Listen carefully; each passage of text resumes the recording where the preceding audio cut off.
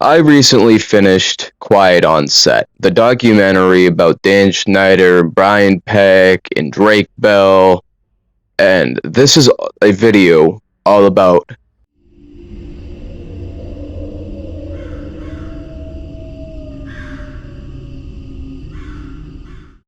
We heard from a lot a lot of different people who are all severely affected by the behavior brought upon them by people like Dan Schneider and Brian Peck.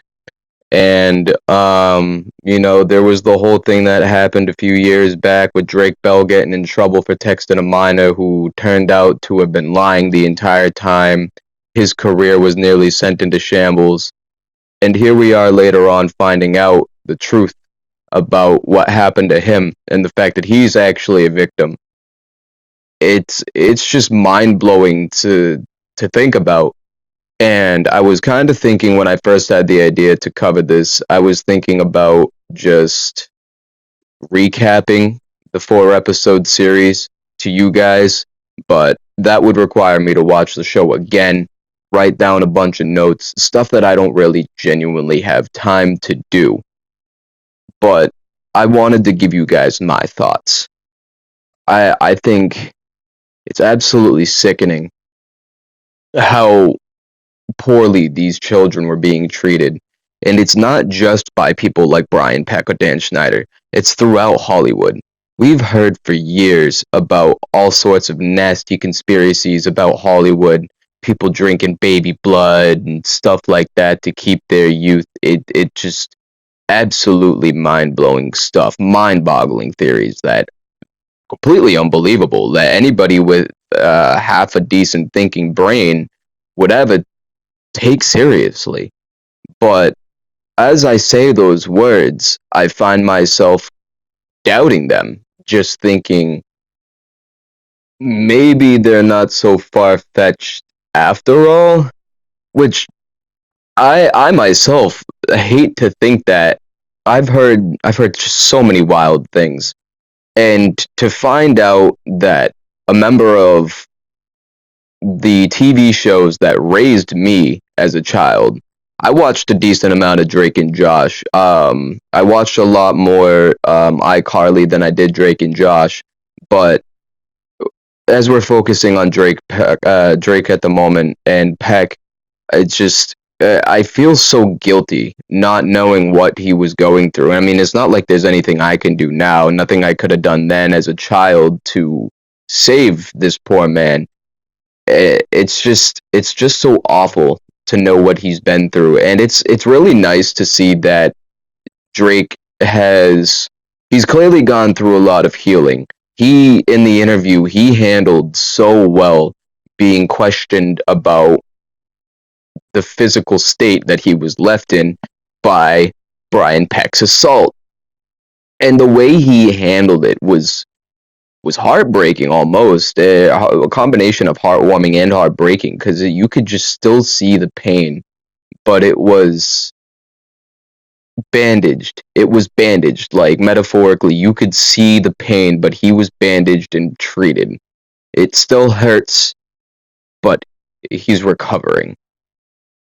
It the whole thing did some serious damage to his relationship with his dad too. Like when I learned that there was the whole point in his life where he was being fooled by Brian Peck and was tricked into choosing not to have his father be his mentor and manager anymore, and that got handed over to his mother, who the mother and father was separated, and negligence, in her negligence, because the father was already well on to Brian and noted that Brian was a weird dude, he told her not to leave Drake alone with Brian, and she just threw that to the wind.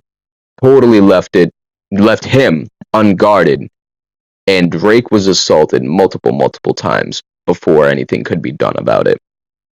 It came down to another person who wasn't even his parent. It was a girlfriend's mom who finally sat him down and was like, "Hey man, is everything okay? What's going on?" Like, Why is this dude harassing you, calling my house over and over again looking for you? What's going on? This is not normal behavior. I wholeheartedly think that if it wasn't for that woman, I don't even know her name, but if it wasn't for that woman, who knows? The Drake may still, to this day, never have recovered. Like he might have gone down the Shia LaBeouf track of life, just complete self destruction. I'm coming to you with these thoughts without a script or anything else like that, so it's really hard for me to stay on track. I just wanted to talk about it and rant to you guys about how disgusted I feel. I mean, getting away from what happened with Drake and Brian, there's still all the stuff they didn't cover between things that happened to Jeanette McCurdy or Miranda Cosgrove or Jerry Trainer, I believe is his last name. Um, um, the kid who played Freddy, his name skips me. The kid who played Gibby, whose name also skips me. Um, the two of whom I believe refused to return for the reboot of iCarly. I could be wrong about that. I do know that Gibby did not return. There's a lot of uncovered secrets still sitting around about that, and I think Dan Schneider needs to be more fully investigated. He needs to be drilled like oil for information. We need to know what was going on behind the scenes.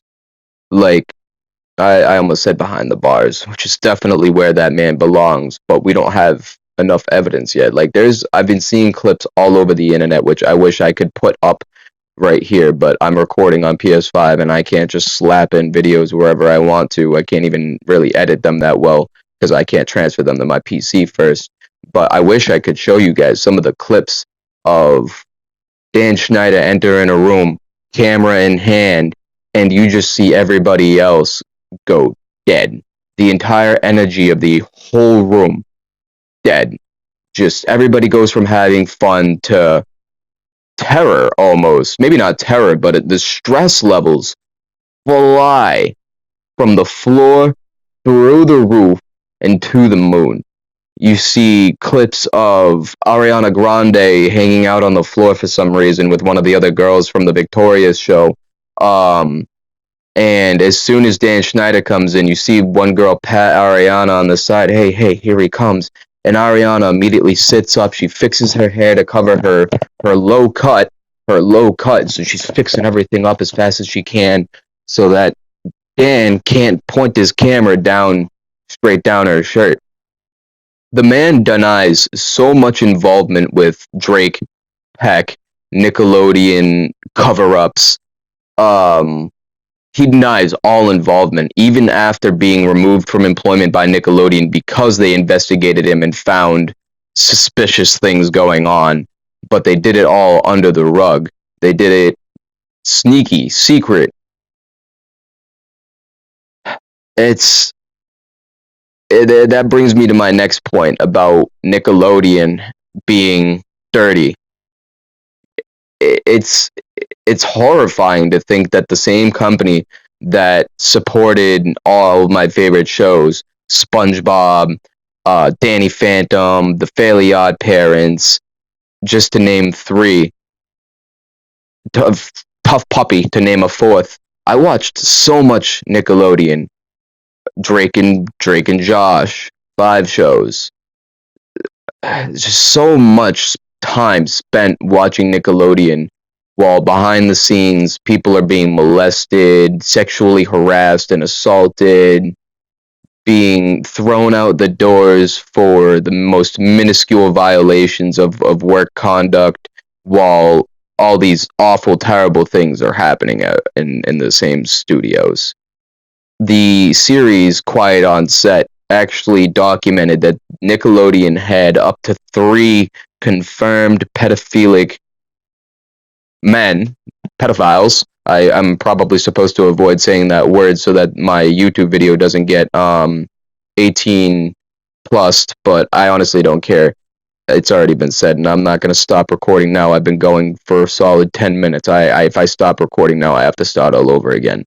But Nickelodeon was hiring and not firing vile individuals, just straight sickening people, awful people, and they were producing the shows that I love.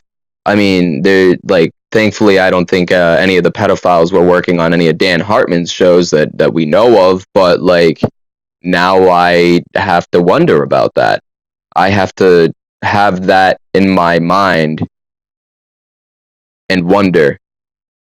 I mean, I'm not here to make any accusations against Butch Hartman or any other show creators from during my childhood watching Nickelodeon, but it's just not something that I want at the back of my brain, and it's there now.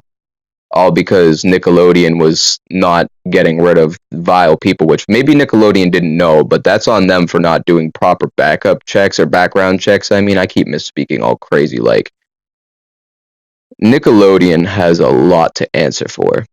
And so do those of us who decided to use the internet as a platform to attack Drake Bell. Um, we all have a lot to apologize for, almost as a human species, to be honest. Disney too has a lot to answer for. So knowing that they hired Brian Peck to come work for them on their children's shows after he was already convicted and imprisoned for child diddling. It's We need to start keeping our eyes on these corporations and the people that they're hiring and all the details, every single detail. We need to be more careful. Otherwise, we're just going to have a lot more children at risk. Thank you so much for watching yet another Noble Wolf video. I'll see you next time.